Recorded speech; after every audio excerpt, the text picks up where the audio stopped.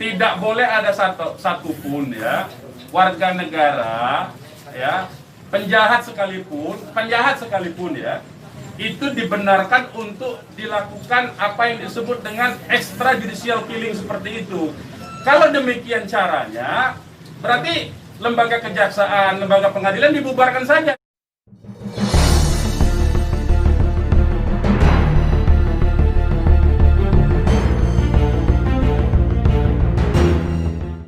Bapak melihat sendiri bahwa tidak sempat terlihat adanya mayat dalam. Saya tidak melihat sendiri, tapi kita tugaskan ada laskar kita untuk ngecek mulai dari pukul 1:30 ya sampai pukul 3 sampai menjelang subuh kita cek. Gitu. Tidak ada di situ peristiwa terjadinya itu. Bang, untuk yang 4 orang yang masih sisa itu kan ada 10 orang yang dikabarkan yang mengawal itu 4 mobil. Jadi lebih dari 10 orang. Berarti yang sisanya itu bakal bisa menjadi saksi dong, Bang. Insya Allah bisa, ya, insya Allah bisa. Tapi konsentrasinya 2 mobil konsentrasi terus melakukan pengawalan terhadap Habib Rizik, ya. Yang 2 mobil lagi itu yang berhadapan dan untuk upaya ditangkap oleh pihak yang kita belum tahu sampai sekarang. Tapi diakui oleh mereka itu sebagai polisi kan. Mestinya kalau polisi, saya mau katakan, kalau polisi dalam upaya penyidikan itu mestinya penyerahan surat. Kan surat sudah diserahkan, untuk apa lagi dikuntit? Kan Habib Rizik tinggal datang atau tidak kan? Kalau dia datang kan ada upaya-upaya hukum yang mereka gunakan berdasarkan kewenangan mereka. Tidak perlu ada kuntit-menguntit seperti itu. Ya, jadi ini menjadi catatan penting ya. Ini menjadi catatan penting. Habib Rizik sudah dipanggil dan kita sudah mendatangi hari ini pengacara kita. Ya, jadi tidak ada kaitan itu dengan bahwa Habib Rizik seperti apa, tidak ada. Ya, itu proses mekanisme hukum biasa.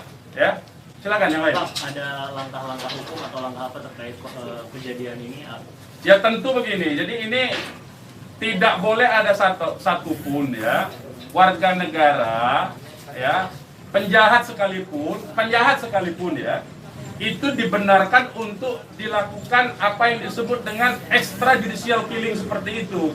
Kalau demikian caranya, berarti lembaga kejaksaan, lembaga pengadilan dibubarkan saja. Cukup kalau polisi menganggap itu penjahat, ditembak, melawan, ditembak, mati udah kan? Berarti nggak perlu pengadilan. Kita ini negara hukum atau negara kekuasaan, ya. Jadi itu perlu jadi catatan juga. Jadi upaya hukum apa? Upaya hukumnya adalah dalam hal ini disebut secara hak asasi manusia, instrumen hak asasi manusia. Ini disebut dengan extrajudicial killing. Ini pelanggaran berat hak asasi manusia. Mereka yang melakukan proses pembunuhan extrajudicial killing ini, pembunuhan di luar proses hukum ini mestinya diadili oleh pengadilan HAM. Ya, mestinya instrumen yang bergerak adalah Komnas HAM ini. Ya, Komnas HAM. Ya, kita minta Komnas HAM secara terbuka untuk melakukan penyelidikan karena ini jelas-jelas by intention ini, ya. Dan yang dilakukan terhadap Habib Rizik ini terencana, ya. Ya, silakan. Penegasan aja, jadi informasi mengenai meninggalnya anggota laskar ini itu berdasarkan hasil rilis yang disampaikan dari pihak Polda, dari pihak Polda. Makanya kita menjadi heran, ya. Artinya itu firm mereka dibunuh tuh, ya. Ya. Yang 6 orang itu sendiri identitasnya bisa disebutkan? Yang 6 orang identitas, baik saya bacakan.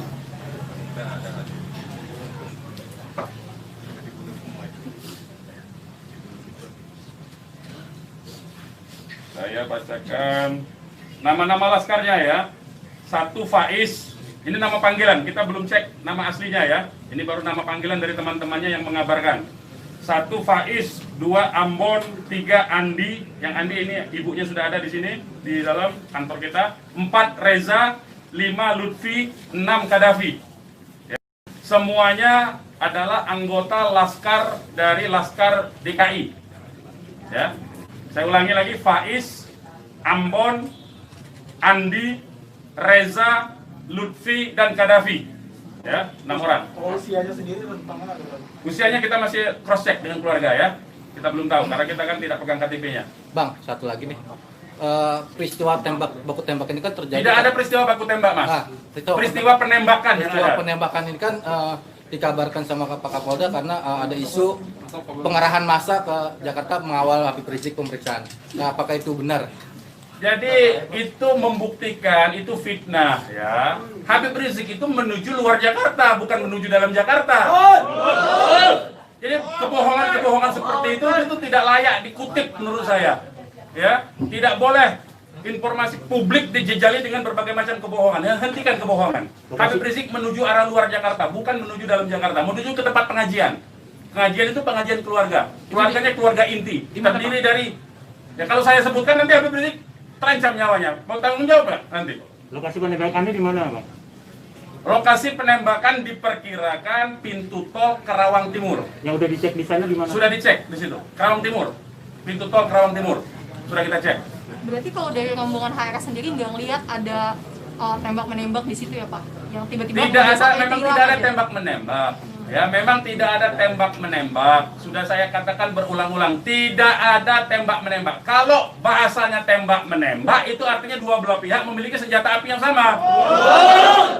Jadi kayak saya mohon lah ya, penggunaan diksi ini, kita didiklah masyarakat ini, didiklah publik ini, edukasilah publik ini dengan fakta yang sesungguhnya. Dari kami menyatakan tidak ada tembak-menembak. Kalau konotasinya penggunaan diksi tembak-menembak, itu dua belah pihak saling memegang senjata Tapi api. sempat mendengar senjata api dari polisi atau apa? Bagaimana? Salah satu mobil sempat terkena sempi dan sebagainya Pak. Bukan salah satu mobil, 6-6-nya udah tewas sekarang dinyatakan sendiri oleh mereka. Mengakui. Dilihat 4 rombongan itu Pak, 4 mobil itu Pak. Satu mobil. Ya, sudah saya katakan tadi, yang mengawal Habib Rizik ini 4 mobil. 2 mobil terus mengawal Habib Rizik menuju tempat pengajian. Yang 2 lah kemudian yang berusaha dihadang oleh OTK ini. Begitu, saudara. Ya. Kemudian terjadilah upaya-upaya penangkapan itu dan ada sekali penembakan di tahap awal itu dan mengenai satu laskar. Satu laskar inilah kemudian yang voice note-nya sampai ke tim yang lain, ke mobil yang satunya. Mobil yang satunya segera katakanlah menyelamatkan diri begitu. Karena ini ada tembakan. Itu bukti ya. Saya mau katakan ini ada 2 mobil. Satu mobil dihadang, satu mobilnya kalau betul ada tembak-menembak dan laskar FPI punya senjata, tentu dihajar pakai mobil satunya. Ini kan tidak terjadi. Buktinya yang satunya mobil kita, laskar kita menyelamatkan diri begitu loh. Ya, itu faktanya. Jadi tidak ada penggunaan diksi tembak-menembak. Penembakan yang ada itu. Penembakan oleh siapa? Sementara ini mereka mengakui bahwa itu dari pihak mereka. Dengan tadi pernyataan kan, jelas kan? Mereka sendiri yang mengakui. Tadinya kita anggap itu OTK, tapi sekarang sudah diakui. Ya. Nah, karena ini aparat negara yang melakukan, maka ini disebut pelanggaran hak asasi manusia yang berat. Begitu. Pelanggaran hak asasi manusia berat itu sendiri, apakah FPI akan melapor ke Komnas HAM? Oh iya, kita akan berupaya tentu saja. Ya, kita akan menggunakan seluruh mekanisme hukum untuk melaporkan peristiwa ini. Ini tidak boleh didiamkan. Sebab bisa saja nanti Anda semua akan ditembak nanti kalau kritis. Ya, karena Anda wartawan tentu saja menyuarakan yang kritis. Kalau Anda tidak disenangi kritik Anda, nanti Anda akan menjadi sasaran. Semua warga negara Indonesia akan diperlakukan sewenang-wenang seperti ini. Ini tidak boleh dibiarkan. Ya, kami masih bersabar dengan menggunakan upaya mekanisme hukum. Ya, yaitu akan berupaya melaporkan ini ke Komnas HAM. Karena ini kita sebut pelanggaran HAM berat. Ya. Ada upaya dari FPI untuk mengkonfirmasi soal identitas 6 orang itu nggak Pak? Enggak, nanti kita keluarganya tentu ini sekarang aja sudah ada 3 keluarga ya. Insya Allah dari keluarga nama-namanya identitasnya akan kita dapatkan dalam waktu segera dan akan kita keluarkan identitas keluarga masing-masing termasuk umur, alamatnya ya. Sudah ada yang dihubungi pihak Polda terkait 6 jenazah itu? Belum ada. Ini kita tidak punya akses informasi ya. Pak, untuk jenazah sendiri ada di mana Pak? Karena kan di Airport sendiri tadi belum ada jenazah ke nomor. Nah itu tanya ke mereka yang nembak, mereka yang mengendalikan jenazah, kenapa tanya kita? Tanyanya mereka itu. Itu bukti mereka menguasai itu jenazah, ya. Dan dalam kewajiban seorang Muslim itu jenazah harus segera diserahkan kepada keluarga, ya. Jangan dilama-lamakan. Dan keluarga menolak otopsi, tidak dibenarkan otopsi tanpa izin dari keluarga. Terkait dengan kejadian ini sendiri, responnya Habib Rizik itu apa?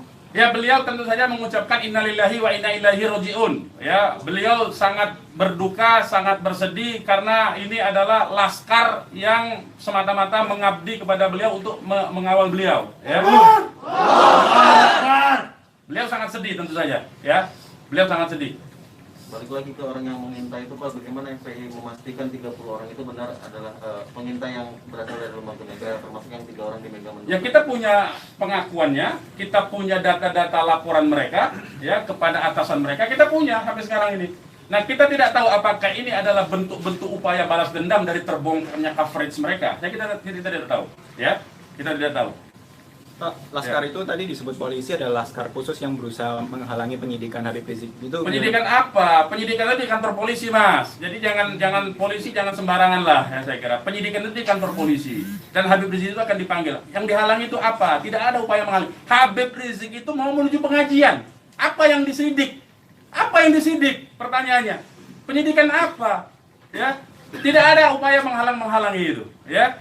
Tidak ada upaya menghalangi. Itu fitnah, lagi-lagi itu fitnah. Ini upaya untuk melepaskan diri dari jerat hukum. Ini pelanggaran HAM saya katakan. Ini pelanggaran HAM sekali lagi, ya. Tidak boleh lepas dari jerat hukum ini. Tidak boleh karena kekuasaan lepas dari jerat hukum. Tidak boleh. Tidak ada upaya menghalang-halangi itu. Karena Habib Rizik jelas mekanisme hukumnya. Ya, tinggal dipanggil, tinggal diketerangan saja. Ya, silakan yang lain. Masih ada? Bang, Ya. Bang, ini barusan IPW merilis tentang kasus ini. Siapa? IPW, Indonesian Police Police Watch. Watch, Jadi oke. IPW mendesak untuk Jokowi mencopot Kapolri sama membentuk tim pencari fakta bahwa ada pelanggaran di sini. Apakah teman-teman FPI akan menggandeng IPW juga untuk membentuk tim fakta? Ya, kalau IPW kan LSM memang dia selama ini berfungsi untuk menjadi pengawas polisi kan, namanya Police Watch kan. Ya, saya setuju, tentu saja terima kasih atas dukungan dari IPW untuk supaya kasus ini dibentuk tim independen. Saya setuju. Dan tim independen itu tentu saja menurut saya harus dipimpin oleh Komnas HAM karena kewenangan itu ada di Komnas HAM ya. Baik, yang lain. Ada rencana untuk melapor ke Propam juga mungkin, Bang? Ya jeruk makan jeruk nantinya Mas. Ya, jeruk makan jeruk. Nah, ya. Nanti ini yang jelas ini saya katakan ini ada unsur dugaan kuat pelanggaran hak asasi manusia yang berat. Ya. Karena dia pelanggaran hak asasi manusia yang berat, maka kewenangan itu ada di Komnas. Ya, bukan lagi di Propam. Kalau Propam itu sekedar profesi saja. Ya. Oke, yang lain kalau tidak ada kita ini.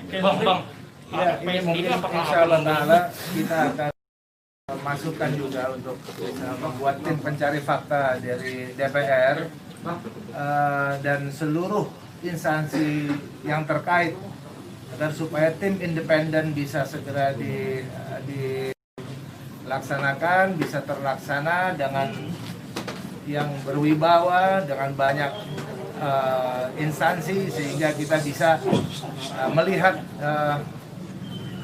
meminimalisir celah-celah kebohongan ya.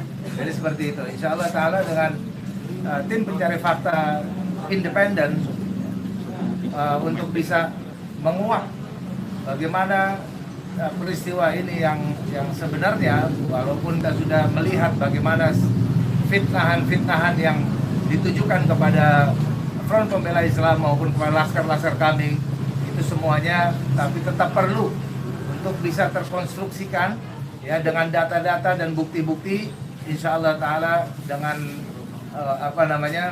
keterbukaan dan juga dengan rasa keadilan, insya Allah Ta'ala. Oke, silakan yang lain teman-teman kalau masih ada. Sekarang Pak Habib Rizik posisinya sedang di mana? Oh, kalau kami kasih tahu nyawa Habib Rizik yang terancam, mohon maaf ya, kita tidak bisa kasih tahu soal itu. Baik, yang lain nggak ada? Baik, kepada teman-teman media, sekali lagi saya ucapkan terima kasih yang banyak ya, jazakumullah khairan jaza atas profesionalisme ya, cross check cover both side dari teman-teman, karena memang pemberitaan tidak boleh berdasarkan hanya satu pihak saja. Kami hanya menuntut kemukakanlah fakta dengan apa yang sesungguhnya dari kedua belah pihak. Nanti masyarakat yang akan menilai itu ya. Yang jelas penggunaan diksi tembak-menembak saya kira harus dihentikan, karena itu adalah framing yang jahat terhadap orang tidak berdosa, yaitu 6 orang yang syahid ini. Demikian dari kami, terima kasih. Billahi taufiq wal hidayah. Wassalamualaikum warahmatullahi wabarakatuh.